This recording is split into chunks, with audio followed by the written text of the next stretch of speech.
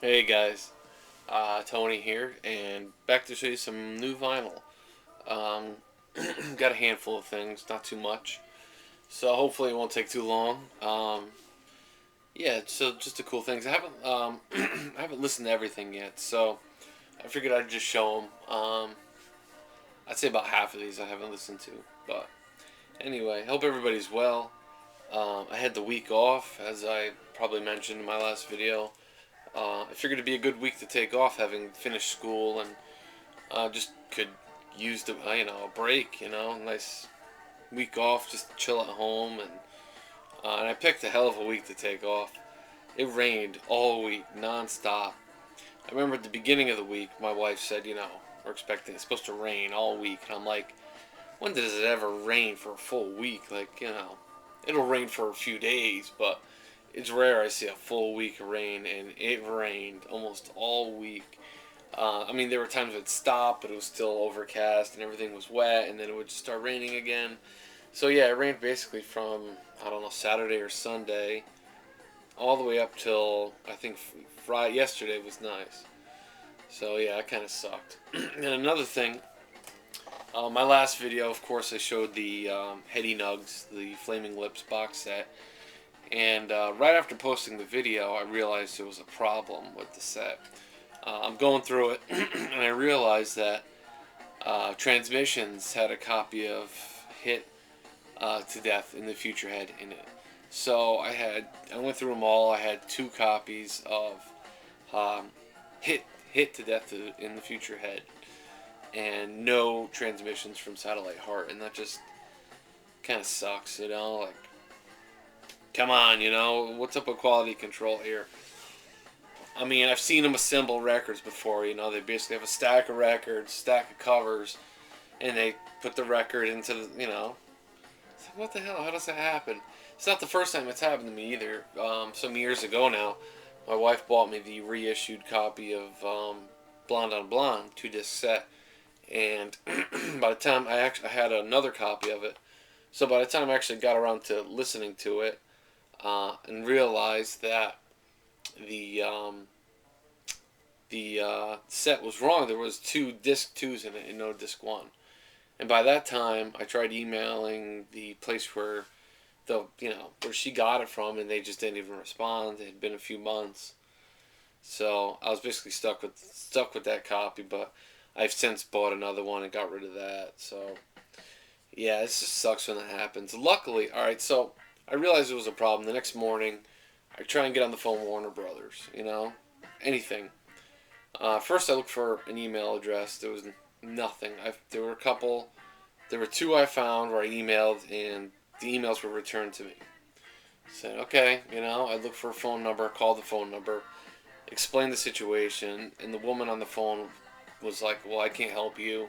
I only help with online orders. You're going to have to return it to the store. I'm like, well, here's the thing. This is a limited box. It was only for Record Store Day. She probably has no idea what that is. And that's the only one they had, and I want the set. Can you mail me the right record, Nothing. She's like, you got to return it to the store. So I returned it to the store. I felt bad about it. They weren't happy about it. But yeah, just a long story short, I returned it, and I thought that was it. There wasn't another copy, not for under, at least at the store nearby has it for about $180, and I wasn't going to spend that. Luckily, I looked online, and the Flaming Lips website is still selling it, the regular Record Store Day version, not the colored one, for the same price, $125. So yeah, I ordered that, and it should be here like Monday or Tuesday.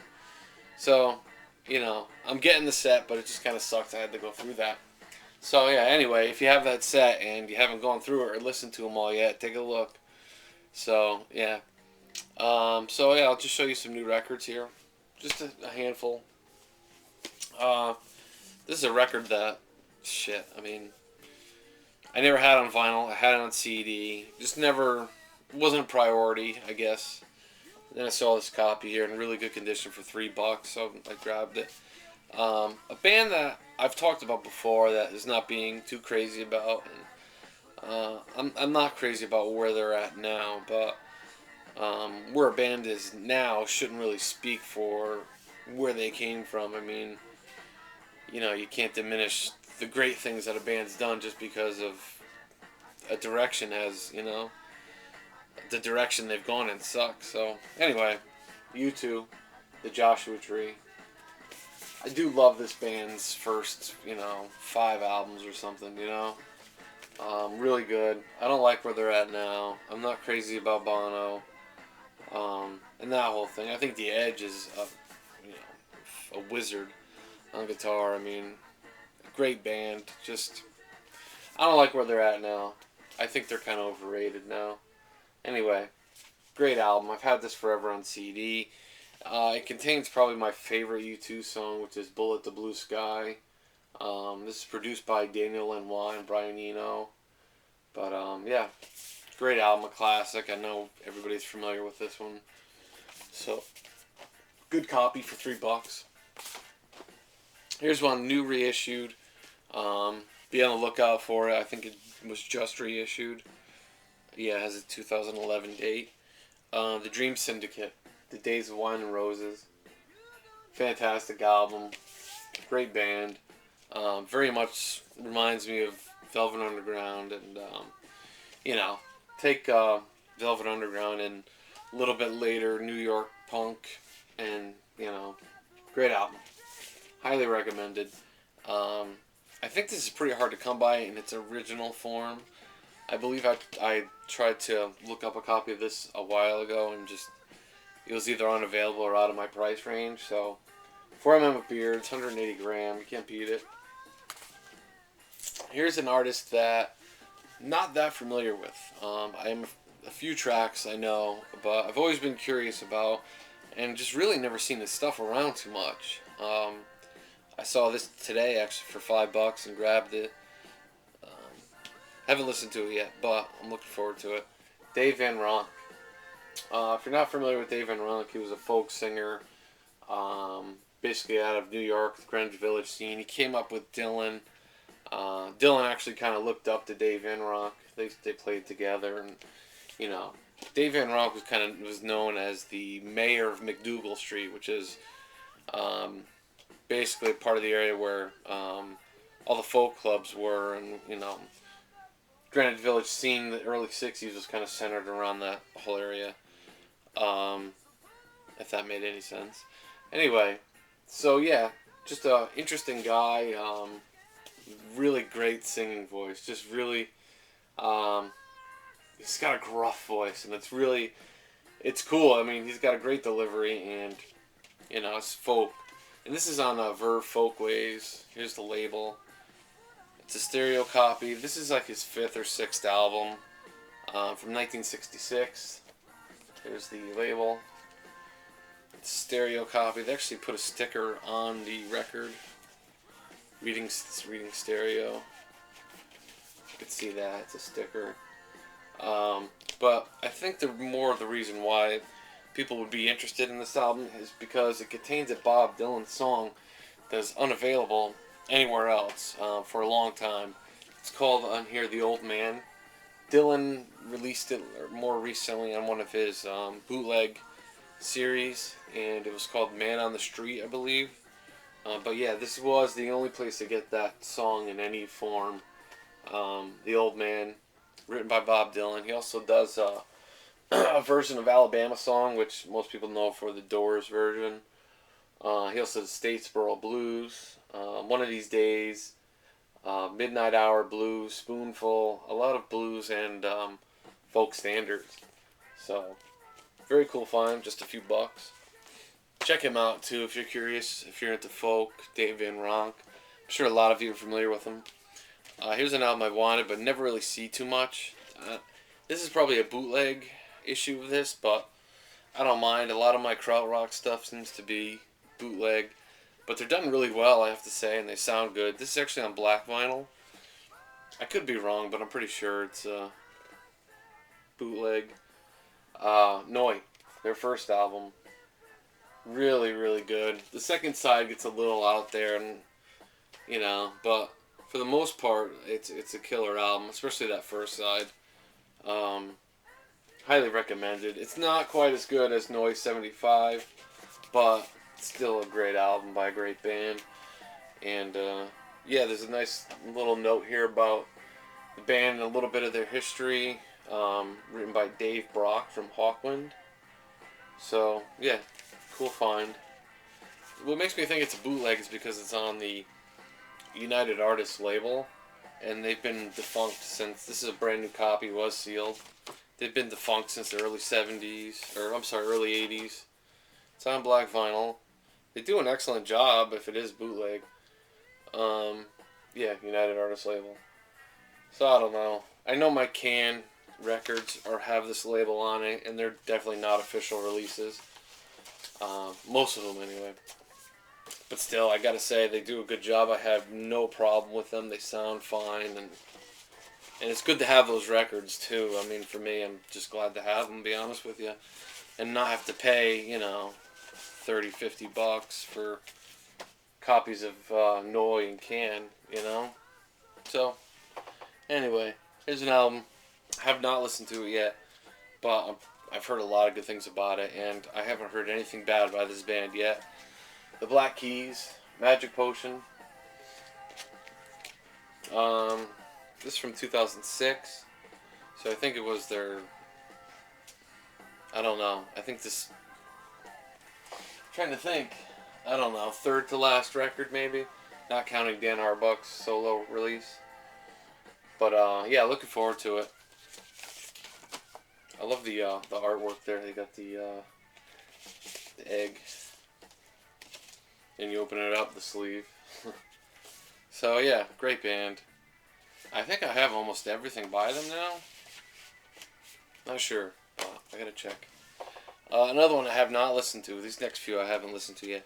This is a band that I've never gotten into. I'm familiar with a couple tracks, but I know a lot of people love this band, so I figured I'd give them a shot. I saw this. I figured it'd be a good starting point for only, I don't know, $5. Roxy Music, the Atlantic Years, 1973 to 1980. So, cool find there. And this one here, last one, well, second to last one, but I have not listened to this yet. Picked it up today, along with this other one here. Tom Waits, Mule Variations. New copy. Double LP. I have heard a couple tracks off of here. Get Behind the Mule, Chocolate Jesus. I thought there might have been another one, but I'm not sure. But yeah, looking forward to that. This is from 1999, and this is Tom Waits' first album for a while, like he was on hiatus. Sorry about that lighting, it probably sucks. But anyway, cool to get that. And finally, an album that I've been eyeballing this for a long time at the store, and just never pulled the trigger until today. Derek Vana showed this and praised it, and today I saw Big Star 1000. Picked this up, and he highly praised it as well. So I figured, you know what, I think I'm just gonna go grab it, and I did. I went to the store and they still had it, and yeah, I just jumped on it. Picked up this and the Tom Waits one today. Street Noise. Julie Driscoll, Brian Auger, and the Trinity from 1969. I believe this is an original U.S. press on Atco. In really great condition. The records are beautiful. Yeah, Atco. Oops.